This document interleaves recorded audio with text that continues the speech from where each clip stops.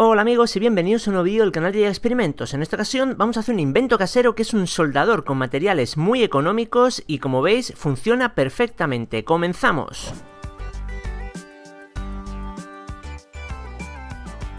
Lo primero que tenemos que conseguir es la punta del soldador, cuesta menos de 3 euros y os dejo en la descripción del vídeo el enlace por si queréis comprarla. Luego un USB que esté por ahí roto, lo vamos a reutilizar, lo que haremos es cortarlo y pelaremos los hilos, el negro y el rojo, que normalmente es el negativo y el positivo. Puede variar esos colores, pero normalmente es así, así que no creo que tengamos sorpresas.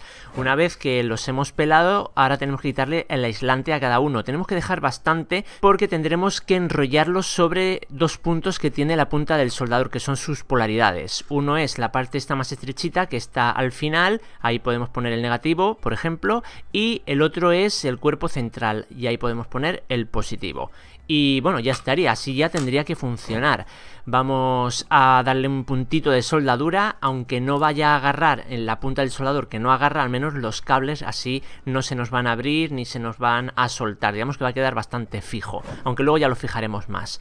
Bueno, vamos a ver si funciona, porque en estos momentos ya debería funcionar. Una power bank de 5 voltios y después de nada, unos 10-15 segundos vemos como ya ha alcanzado la temperatura máxima y ya podemos empezar a trabajar. Es básicamente instantáneo, o sea que es muy cómodo este soldador que estamos haciendo de forma casera.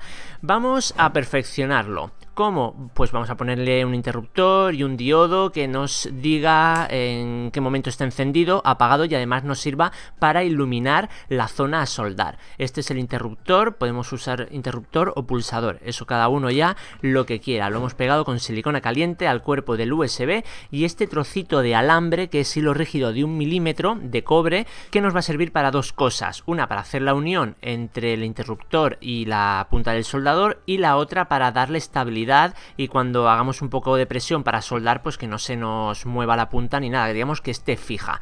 Ahora en el otro lado del interruptor soldamos el cablecito negro que viene del USB y nada, simplemente resta ya soldar el hilo de cobre a la parte inferior de la punta del soldador y inicialmente ya está, ya funcionaría. Lo que pasa es que no tenemos el LED indicador, que es lo que os he comentado antes. Bueno, vamos a darle un poquito más de estabilidad porque, bueno, así podría servir, pero con un poquito de silicona caliente, no os preocupéis, porque la parte esta donde va a ir no se va a calentar casi, solo se calienta la punta del soldador, o sea, la parte más extrema, el resto no hay peligro.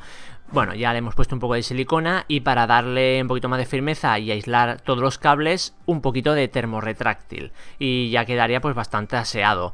Ahí le damos un poquito de calor y veréis cómo se contrae y bueno, va genial. Este material, si no lo usáis o no lo tenéis, os lo aconsejo porque es muy bueno. Vamos a hacer el circuito para el diodo LED. Ahí ponemos una resistencia y un diodo LED para, bueno, la resistencia es limitadora para que no se nos queme el diodo. No tenía de 100 ohmios, que es la que debería poner, pero bueno, más o menos hace su función.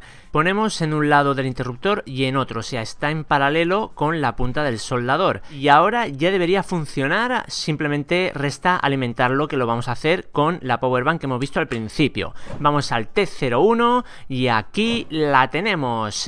Bueno, yo creo que sí que va a funcionar y va a quedar bastante chulo, ¿verdad? Así que vamos a darle al botón a ver si se ilumina y sí, se ilumina, así que al menos da la señal luminosa y también podemos ver lo que estamos haciendo. Estamos trabajando sobre la placa, circuito impreso, lo que sea, y también vemos que calienta, por lo tanto ha sido un éxito, ¿no?